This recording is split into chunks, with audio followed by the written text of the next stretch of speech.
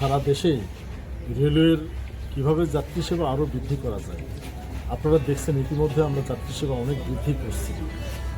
আমরা যাত্রী সেবা বলতে যেটা বলছি, আমরা সময় মতো ট্রেন চালাচ্ছি। নতুন নতুন যে সমস্ত জায়গার ডিমান্ড আছে, যেমন আমাদের কক্সবাজার বা আদার, সেগুলিতে আমরা নতুন ট্রেন দিচ্ছি এবং প্রচুর সম্মানিত যাত্রী ওখানে ভ্রমণ করতেছে। চাঁদপুর একটা ঐতিহ্যবাহী জেলা, যেখানে সড়ক, নৌপথ এবং রেলপথ তিনটাই আছে।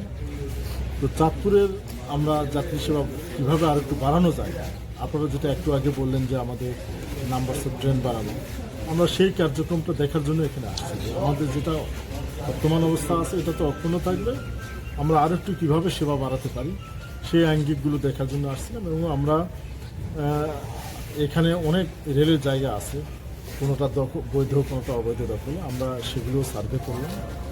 আমাদের এখন একটা রাষ্ট্রীয় পলিসি, রেলের পলিসি, আমরা ব্যয় কমাবো, আয় বাড়াবো, আমরা সেই লক্ষ্যে কাজ করতেছি। তারই অংশ হিসাবে আমরা যেটা করব যে আমাদের যেগুলো অবৈধ ইয়েগুলো আছে এগুলোকে আমরা বৈধ উপায়ে কীভাবে লাইসেন্সির মাধ্যমে রেলের রাজস্ব আয় বৃদ্ধি করানো যায় সেটা আমি দেখে গেলাম। আমি কমিটি করে দেবো, তারা পরীক্ষা নিরীক্ষা করে প্রস্তাব দিলে আমরা সেভাবে পদক্ষেপ নেব। আসলে তো রেলটা গণপরিবহন, এটা আপনার আমার সবার আমাদের। সুতরাং আমরা যদি সবাই মিলে চেষ্টা না করি তাহলে অনিয়মগুলো থাকবে। আমরা সবাই মিলে যদি চেষ্টা করি ইনশাল্লাহ অনিয়মগুলো ধীরে ধীরে কমে আসবে এবং আমরা একটা সুন্দর রেলওয়ে এবং সুন্দর বাংলাদেশ গড়ে তুলতে পারবো।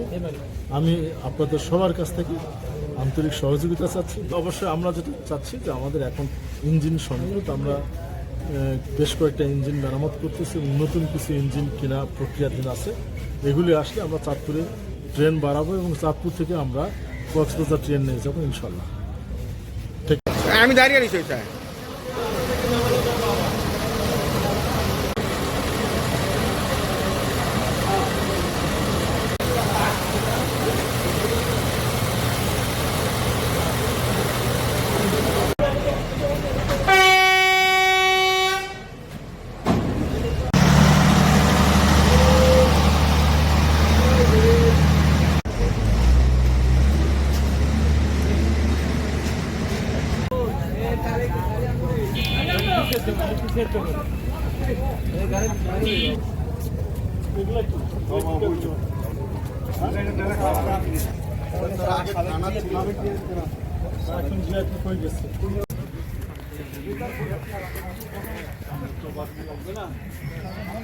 বিদেশ থেকে দেশে রেমিটেন্সের টাকা আসে নিরাপদে।